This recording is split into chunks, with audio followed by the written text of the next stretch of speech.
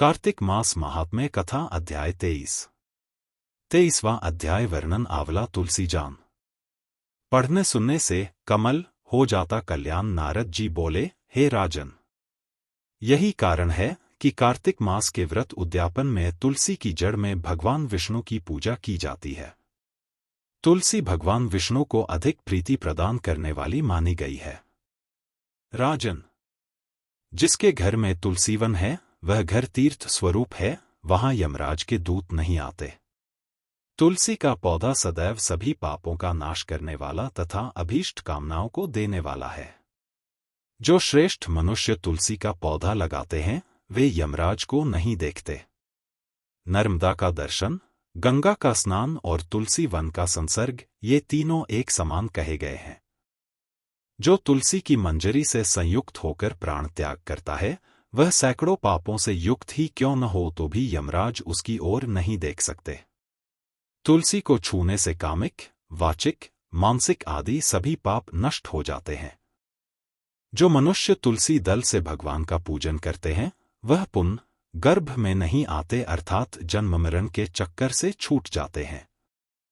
तुलसी दल में पुष्कर आदि समस्त तीर्थ, गंगा आदि नदियां और विष्णु प्रभृति सभी देवता निवास करते हैं।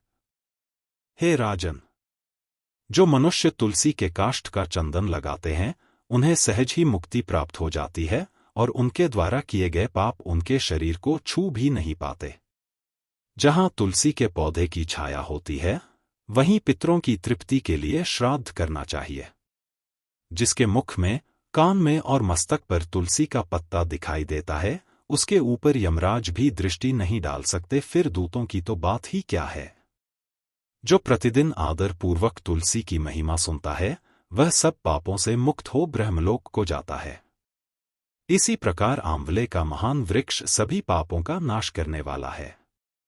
आंवले का वृक्ष भगवान विष्णु को प्रिय है। इसके स्मरण मात्र से ही मनुष्य गोदान का फल प्राप्त करता है। जो मनुष्य कार्तिक में आंवले के वन में भगवान विष्णु की पूजा तथा आंवले की छाया में भोजन करता है उसके भी पाप नष्ट हो जाते हैं। आंवले की छाया में मनुष्य जो भी पुण्य करता है वह कोटि गुना हो जाता है। जो मनुष्य आंवले की छाया के नीचे कार्तिक में ब्राह्मण दंपत्ति को एक बार भी भोजन देकर स्वयं भोजन करता है वह अन्न दोष से मुक्त हो जाता है।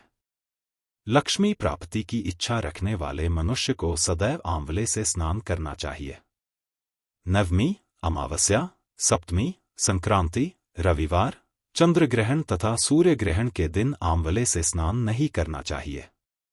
जो मनुष्य आंवले की छाया में बैठकर पिंडदान करता है उसके पितर भगवान विष्णु के प्रसाद से मोक्ष को प्राप्त होते हैं।